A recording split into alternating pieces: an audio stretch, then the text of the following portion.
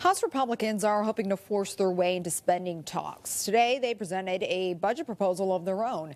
NBC Connecticut political reporter Mike Savino joining us live from the Capitol with more on that. And Mike, what changes are they suggesting?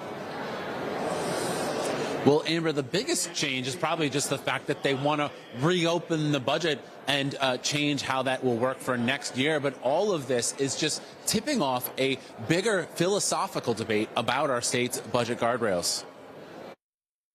We believe there's an obligation to run an adjusted budget. House Republicans presented their own budget proposal today, suggesting changes to the current two-year budget lawmakers approved last spring. They're hoping to pressure Democrats to reopen the spending plan. Whether we reopen the budget, at this late hour, it might be difficult. Democrats in the legislature are not planning to reopen the budget, which allocates $26 billion next year. Instead, they say they're planning to use unspent American Rescue Plan Act money to provide funding for certain priorities. House Democrats say they'll look at the proposal, but they'll need convincing to change their stance. We'll look at this, and we'll talk to the governor's office in the Senate, but I think our plan will remain the same. The back and forth highlights a philosophical debate about the role of the fiscal guardrails. Republicans say the current budget is $30 million out of balance.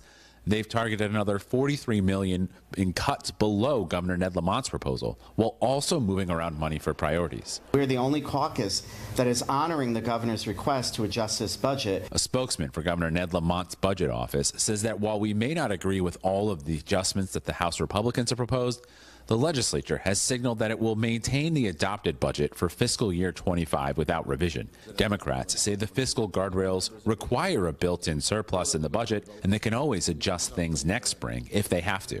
One person's definition of a deficit is not the normal person's definition of a deficit.